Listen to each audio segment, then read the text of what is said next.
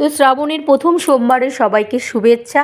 বাবার মাথায় জল ঢালা হলো। বাবার মাথায় জল ঢালার আগের পর্বগুলো যা যা করেছি তোমাদের সাথে শেয়ার করি। তো এখানে রয়েছে মুগ ডাল, সোনা মুগ ডাল। সোনা মুগ ডালটা শুকনো কড়াই একবারে ভালো করে টেলে নেব। তারপর এখানে রয়েছে কামিনী আতপ চাল। কামিনী আতপ চালটাকে জল দিয়ে ধুয়ে নেব। গ্যাসে ফুটন্ত গরম জল বসিয়ে দিয়েছি, চালটা দিয়ে দিলাম, আর এদিকে ডালটাও দিয়ে দিয়েছিলাম। আর এইখানে তোমার রয়েছে ফোড়ন, ফোড়ন দিয়ে খিচুড়ি পুরো রেডি। তারপর রয়েছে 5 রকম ভাজা। তোমরা সবাই জানো আমরা ভোগে ঠাকুরকে 5 রকম ভাজা দিই, তো সেটা নুন হলুদ ভাজে তুলে নিলাম। আর এখানে রয়েছে তোমার ঘ্যাট। আমরা অনেকে বলি এটা ল্যাবড়ার তরকারি, কেউ বলে পাঁচমিশালি তরকারি, কেউ বলে ঘ্যাট, যে যেরকম নাম দিয়ে বলে। তো এখানে দিয়ে দিলাম আদা আর কাঁচা লঙ্কা বাটা আর জিরের গুঁড়ো, দেখো।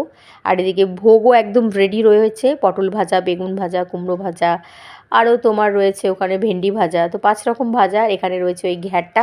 ঘ্যাটটা প্রচণ্ড টেনে নিয়েছে, মানে অনেকটা একটু বেশ আরেকটু রসা রসা হলে পরে ভালো হতো। এখানে এখন বাবার জন্য ভোগটা আমি বেড়ে নেবো। তো 5 রকম ভাজা দিয়ে গুছিয়ে নিলাম। তোমরা কারা কারা শ্রাবণ মাসে এরকম ভোগ দাও? আমাদের বাড়িতে যেকালে শিবলিঙ্গ প্রতিষ্ঠা, আমরা কিন্তু এটা প্রত্যেক বছর করি, আর প্রত্যেকটা সোমবারই এটা করি, মানে জটা যেই মাসে সোমবার পড়ে। তো যাই হোক, ভগবানের আশীর্বাদে ঠাকুর আমাদের এইটুকুনি ভালো রেখেছে, আমরাও ঠাকুরের জন্য করতে পারি। আমরা নিজেরাও তো কত কিছু খাই বলো, তাদেরও স্বাদ হয়, তারা বলতে পারে না। তবে ভোগ এই দেওয়ার রীতি আজ থেকে নয়, বহু প্রাচীন কাল থেকে সেই অনুসরণ করেই আমরা চলেছি।